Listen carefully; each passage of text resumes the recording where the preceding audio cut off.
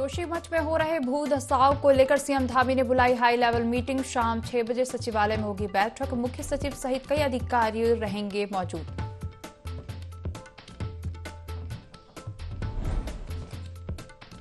कांग्रेस में नहीं थम रहा पोस्टर वॉर। यूथ कांग्रेस के शपथ ग्रहण समारोह में दिखी गुटबाजी। कांग्रेस के पोस्टर से गायब हुए प्रदेश अध्यक्ष।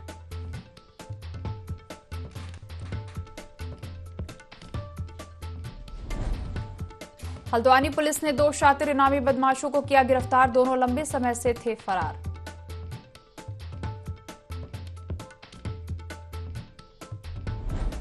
हरिद्वार पुलिस ने छापेमारी कर 6 सट्टेबाजों को किया गिरफ्तार। सट्टे में प्रयुक्त डायरी, पेन, पर्ची और नकदी भी बरामद।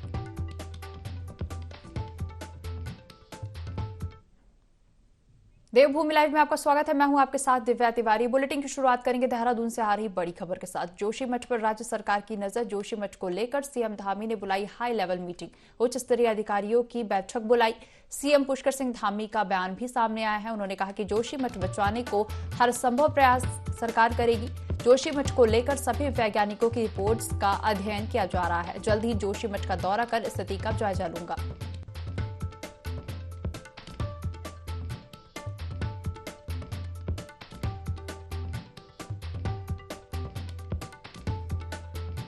देहरादून से इस वक्त की बड़ी खबर हम आपको बता रहे हैं। जोशीमठ पर राज्य सरकार की नजर है। जोशीमठ को लेकर सीएम धामी ने हाई लेवल मीटिंग बुलाई है। सीएम पुष्कर सिंह धामी का बयान भी सामने आया। उन्होंने कहा कि जोशीमठ बचाने को हर संभव प्रयास सरकार करेगी।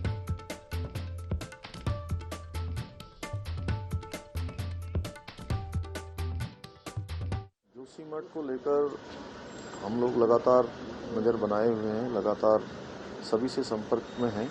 वहाँ पर हमारे आपदा प्रबंधन के सचिव, हमारे गढ़वाल के कमिश्नर, सभी लोग वहीं पर कैंप कर रहे हैं। और साथ ही जो पुरानी रिपोर्ट जो आई है वाडिया समेत रुड़की और अन्य संस्थानों की जो रिपोर्ट है, उस रिपोर्ट का भी हम अध्ययन कर रहे हैं। जो भी जोशीमठ को बचाने के लिए बचाव कार्य, राहत कार्य, सभी कार्य पूरी तरह से ठीक प्रकार से हों, उसके लिए सभी व्यवस्थाएं सुनिश्चित की जा रही हैं। और आज एक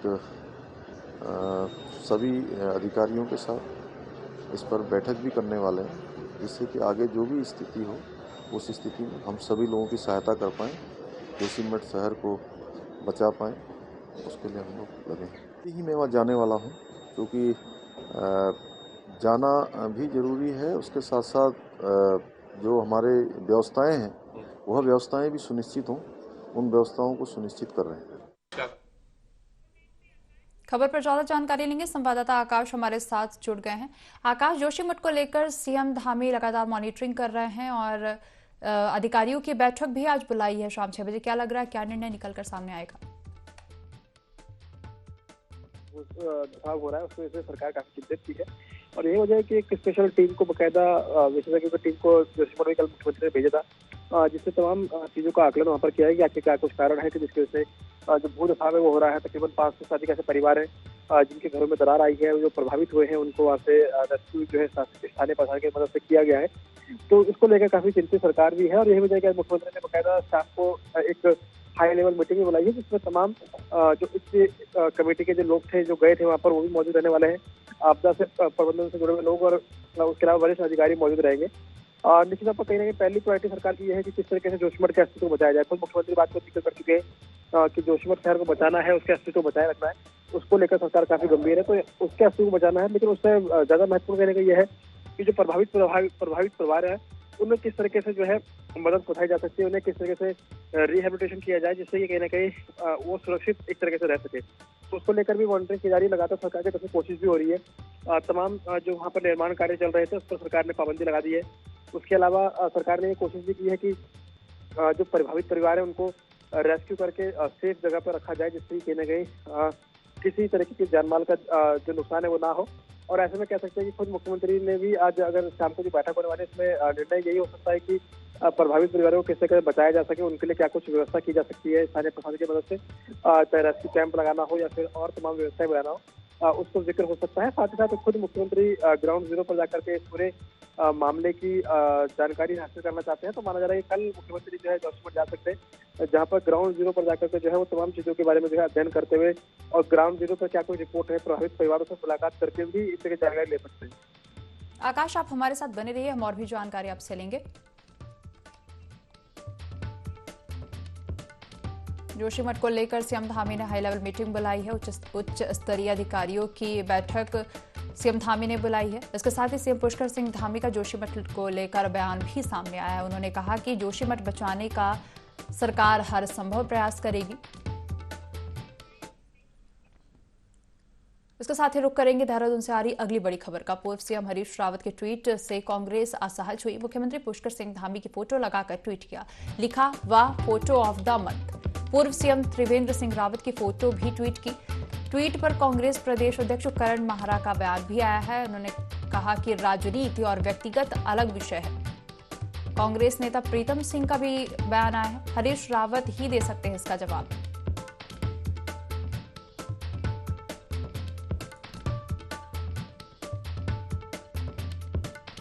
देहरादून से इस वक्त की बड़ी खबर हम आपको बता रहे हैं, जहां पूर्व सीएम हरीश रावत के ट्वीट से कांग्रेस असहज हुई है। मुख्यमंत्री पुष्कर सिंह धामी की फोटो लगाकर उन्होंने ट्वीट किया, वाह फोटो ऑफ द मंथ। खबर पर ज्यादा जानकारी लेंगे, संवाददाता आकाश गौड़ हमारे साथ बने हुए हैं।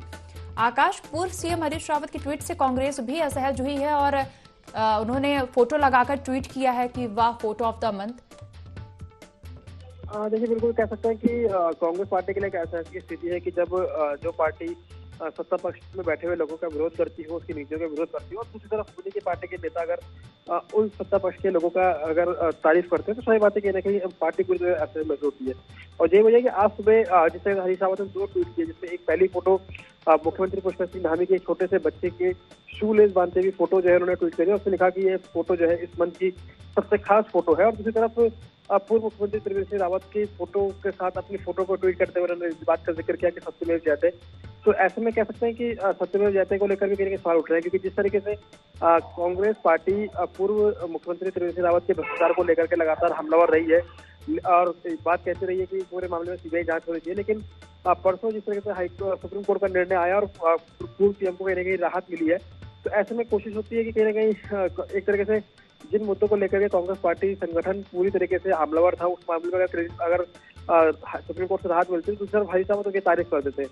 तो इसी को लेकर कहीं ना कहीं पूरी पार्टी एक तरीके से असहज की स्थिति में है। और यही वजह है कि हरीश रावत के इस ट्वीट के बाद सुबह से ही कांग्रेस में एक खलबली सी है, क्योंकि लगातार हरीश रावत इस तरीके से ट्वीट करते रहते हैं। पहले भी वो पूर्व मुख्यमंत्री के साथ मुख्यमंत्री त्रिवेंद्र सिंह रावत हो या फिर पुष्कर सिंह धामी, उनकी तारीफ वो करते रहे हैं। पहले भी उन्होंने ट्वीट करके उनकी तारीफ की थी। तो कह सकते हैं कि एक तरफ पार्टी पूरी तरीके से हमलावर रहती है विपक्ष के नाते की सत्ता पक्ष की नीतियों के खिलाफ जो है आंदोलन किया जाए या फिर उनको जो है घेरने की कोशिश की जाए, और दूसरी तरफ अगर अपने ही नेता इस तरीके से ट्वीट करके बधाई देते हैं, तो सही बात है कि पार्टी पूरी तरीके से असहज की स्थिति में नजर आती है। और ये वजह कि आज हरीश रावत ने 2 ट्वीट किए, सुबह से ही चर्चाओं का विषय है और कांग्रेस पार्टी पूरी तरीके से असहज की स्थिति में है। आकाश, देखा जाए तो ट्वीट पर कांग्रेस प्रदेश अध्यक्ष करण माहरा ने भी बयान दिया है। देखिए कि बिल्कुल करण माहरा का सीधे तौर पर कहना है कि एक व्यक्तिगत और राजनीतिक बिंदु अलग होते हैं, और व्यक्तिगत तौर पर कहीं ना कहीं उन्होंने इस फोटो को बधाई के तौर पर या फिर एक तरीके से दिखाया गया हो, क्योंकि राजनीतिक संबंध भी होते हैं अलग है। तो ऐसी स्थिति में कहीं ना कहीं के चलते ही उन्होंने इस तरीके से फोटो जो है ट्वीट की हो और बधाई दी हो, दोनों ही नेताओं की सराहना की हो। और ऐसे में निश्चित तौर पर करण माहरा के लिए भी असहज की स्थिति है, क्योंकि पार्टी के वरिष्ठ नेता हरीश रावत है और इस तरीके से अगर वो ट्वीट करते हैं और विपक्षी नेताओं की तारीफ करते हैं, सब बात है कि कहीं ना कहीं वो भी असहज की स्थिति में होते हैं और पार्टी तो होती है। आकाश, जुड़ने के लिए और तमाम जानकारी साझा करने के लिए आपका धन्यवाद।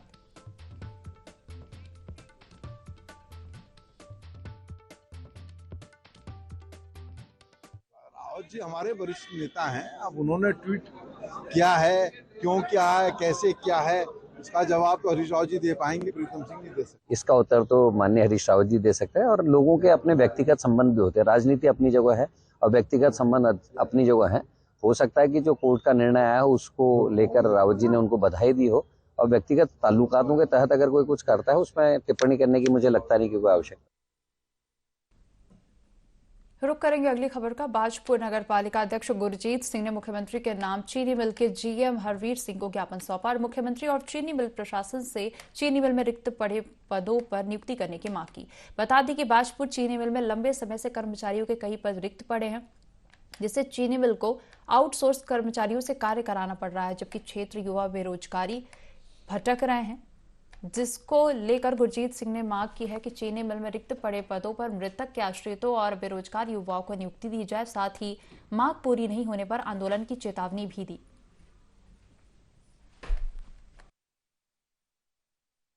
यह है कि चीनी मिल में कई सौ पद जो है रिक्त चल रहे हैं।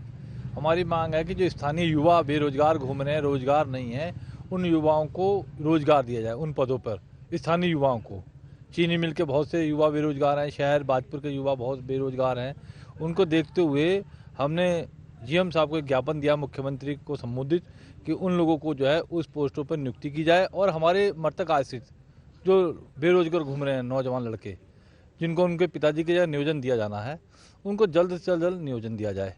ये हमारी मांगे हैं। अगर ये मांगों पर कोई भी सुनवाई या कोई किसी प्रकार के संज्ञान में सरकार नहीं लेती है, तो हम जो है फिर एक दिन यहाँ पर धरना भी देंगे प्रशासनिक भवन के आगे।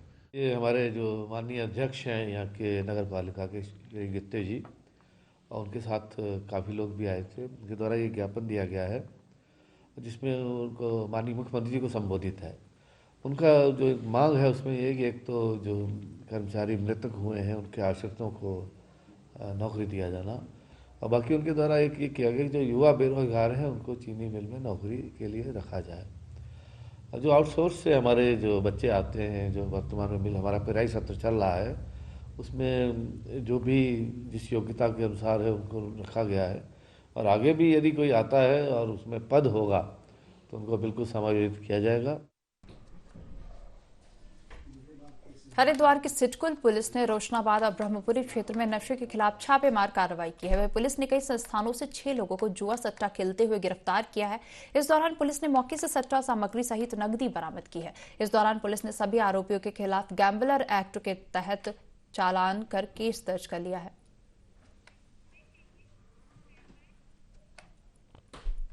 पुलिस और एसओजी टीम ने 2 शातिर इनामी बदमाशों को गिरफ्तार किया है, जिनमें एक बदमाश रियाजुद्दीन पर 1 लाख का इनाम घोषित था, जबकि दूसरे आरोपी रमन कपूर पर 50,000 का इनाम घोषित था। एसएसपी पंकज भट्ट ने बताया कि बदमाश रमन कपूर कुमाऊं ज्वेलर्स के स्वामी पर फायरिंग किए जाने के मामले में फरार चल रहा था। वहीं दूसरा बदमाश घोड़ा सहन गैंग का सदस्य है, जिसे पुलिस ने गोरखपुर उत्तर प्रदेश से गिरफ्तार किया है। आरोपी ने 2018 में अपने साथियों के साथ मोबाइल शोरूम से लाखों रुपए के मोबाइल चोरी की घटना को अंजाम दिया था।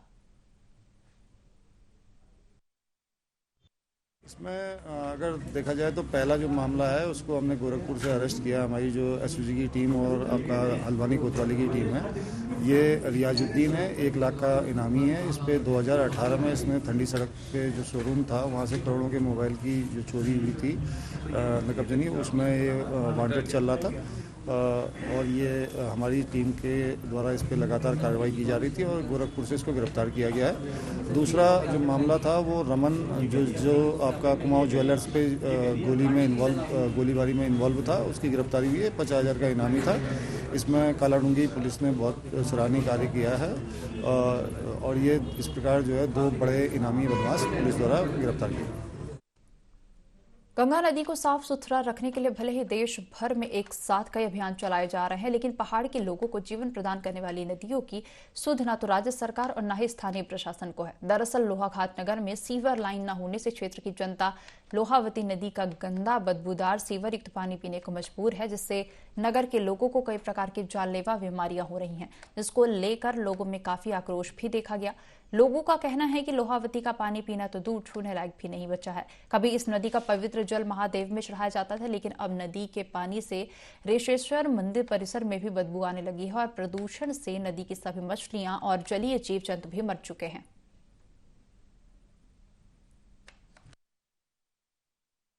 यहाँ पर कोई सिविल लाइन बननी चाहिए, नीचे तक का प्रशासन ने ध्यान देना चाहिए। कम से कम यहाँ से 10 किलोमीटर नीचे गिरना चाहिए। यहाँ पर आस्था का प्रतीक शिवालय मंदिर है, यहाँ पे कूड़ा बहाया जा रहा है। यहाँ पे बेताल का मंदिर हमारा डूब चुका है। यहाँ पर वो पिया करते थे पानी, आज ये पानी इतना दूषित हो चुका है कि हम कभी नहीं पी सकते जिंदगी में ये पानी को। इसके लिए हमने कार्रवाई करनी चाहिए। हम नगर पालिका से भी ये कहना चाहता हूँ कि यहाँ पर कोई अच्छा सिविल लाइन बननी चाहिए, यहाँ पर कोई ये व्यवस्थाएं नहीं होनी चाहिए, गंदगी नहीं होनी चाहिए मंदिर के आसपास।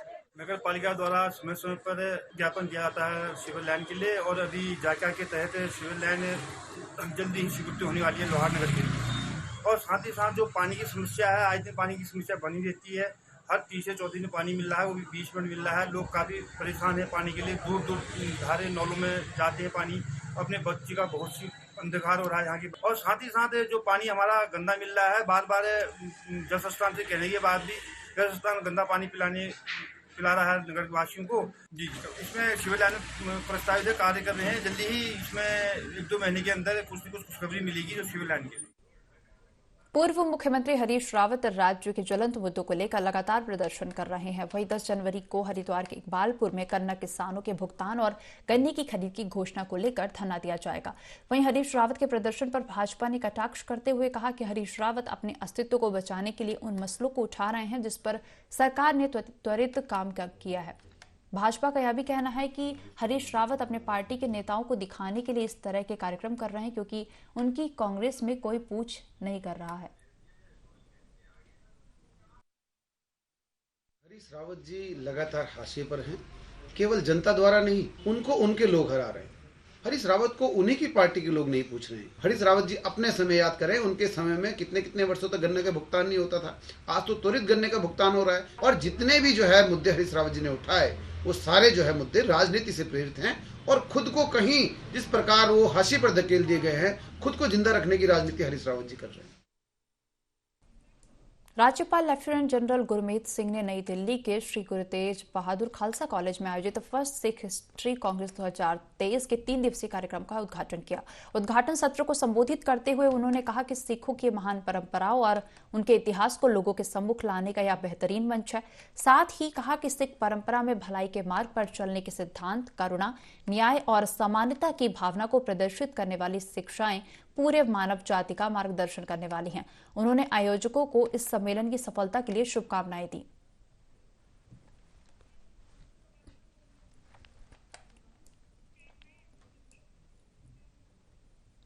मुख्यमंत्री पुष्कर सिंह धामी 2 दिवसीय दौरे पर अपने गृह क्षेत्र खटीमा पहुंचे, जहां उन्होंने खटीमा बाईपास का लोकार्पण किया। साथ ही नेशनल हाईवे कुटरी में जल जीवन मिशन के तहत हर घर जल हर घर नल योजना का भी निरीक्षण और उद्घाटन किया। मुख्यमंत्री पुष्कर सिंह धामी ने बताया कि खटीमा बाईपास के निर्माण से शहरी क्षेत्र में लगने वाले जाम से निजात मिलेगी, वहीं यातायात में लगने वाले समय में भी बचत होगी। इस कार्य के लिए उन्होंने प्रधानमंत्री नरेंद्र मोदी, परिवहन मंत्री नितिन गडकरी और केंद्रीय मंत्री अजय भट्ट सहित सभी जनप्रतिनिधियों का आभार भी व्यक्त किया।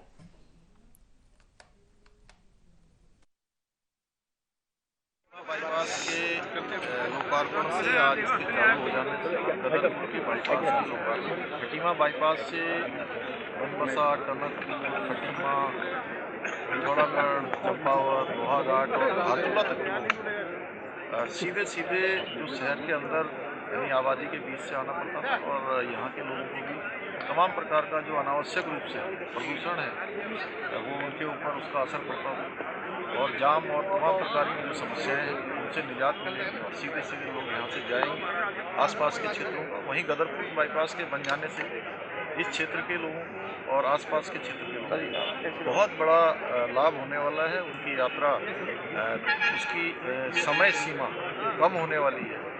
मैं इसके लिए माननीय प्रधानमंत्री जी का बहुत धन्यवाद करता हूँ, माननीय गडकरी जी का भी धन्यवाद करता हूँ कि उन्होंने दिया है। हमारे केंद्रीय मंत्री अजय भट्ट जिन्होंने इसके लिए अत्यधिक प्रयास किया है, उनका भी धन्यवाद करता हूँ और सभी जनप्रतिनिधियों का जो हमारे इस काम में लगे थे, उन सभी का आभार। जोशीमठ में हो रहे भू धसाव मामले में मुख्यमंत्री पुष्कर सिंह धामी ने आज शाम 6 बजे उच्च स्तरीय बैठक बुलाई है। राज्य सचिवालय में होने वाली इस बैठक में जोशीमठ में प्रभावित परिवारों के पुनर्वास और नगर के पुनरुद्धार कार्य योजना पर बड़े निर्णय लिए जा सकते हैं। बैठक में मुख्य सचिव, सचिव आपदा प्रबंधन, सचिव सिंचाई, पुलिस महानिदेशक, आयुक्त गढ़वाल मंडल, पुलिस महानिरीक्षक, एसडीआरएफ, जिलाधिकारी चमोली सहित कई अन्य अधिकारी उपस्थित रहेंगे।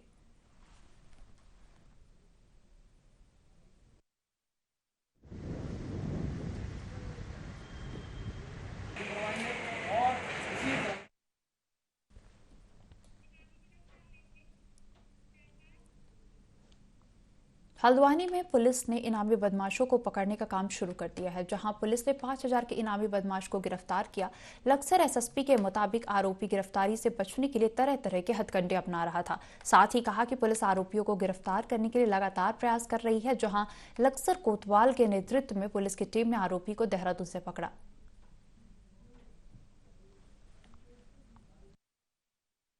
जो लगातार वांछित चल रहे थे, उस संबंध में जो एसएसपी महोदय के द्वारा जो है इनाम भी इसके ऊपर घोषित किया गया था। तो कल टीम ने इसको गिरफ्तार कर लिया है, तो आगे इसको अदालत में पेश किया जाएगा। इस संबंध में एक अभियान हमारा पुलिस मुख्यालय से भी प्रचलित है, तो इसी अभियान के अंतर्गत जो है ये कार्रवाई।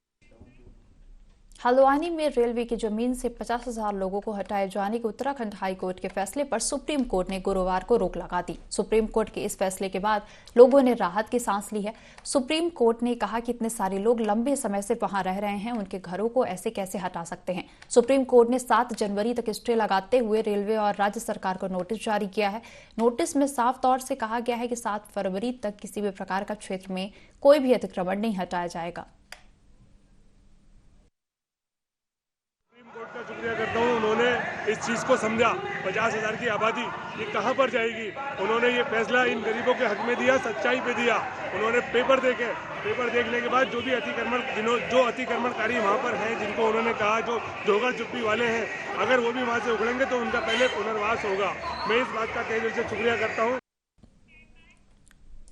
चोमेल क्षेत्र के मौलानी गांव में इन दिनों गुलदार ने आतंक मचाया हुआ है। गुलदार ने ग्रामीणों के कई मवेशियों को अपना निवाला बनाया है, जिस कारण गांव के ग्रामीण काफी दहशत में हैं। वहीं गांव के नजदीक तून के पेड़ में गुलदार चढ़ गया, जिस कारण अब ग्रामीण अपनी खेती बाड़ी और अन्य कामकाज के लिए भी गांव से बाहर नहीं जा रहे। इस दौरान सामाजिक कार्यकर्ता टिंकू धामी ने बताया कि वन विभाग और प्रशासन से कई बार गुलदार से निजात दिलाने की मांग की गई, लेकिन विभाग के अधिकारियों के द्वारा कोई संज्ञान नहीं लिया जा रहा है, जबकि गुलदार के द्वारा लगभग 1 वर्षों से क्षेत्र में आतंक मचाया जा रहा है।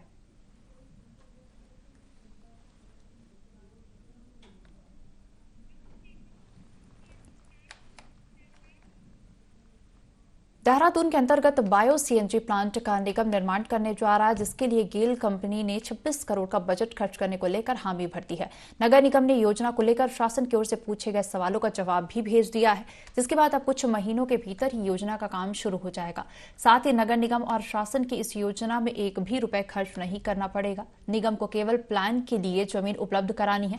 इस योजना का नगर निगम और कंपनी के साथ जनता को बड़ा फायदा होगा। वहीं देहरादून के मेयर सुनील गामा का कहना है कि स्वच्छता सर्वेक्षण 2023 में नगर निगम को टॉप 50 शहरों की सूची में शामिल करने का लक्ष्य रखा गया है। बायो सीएनजी प्लांट लगाने से सफाई व्यवस्था में सुधार होगा और यह योजना निगम और जनता दोनों के हित में होगी। इस बुलेटिन में फिलहाल इतना ही। बने रहिए ND24 के साथ।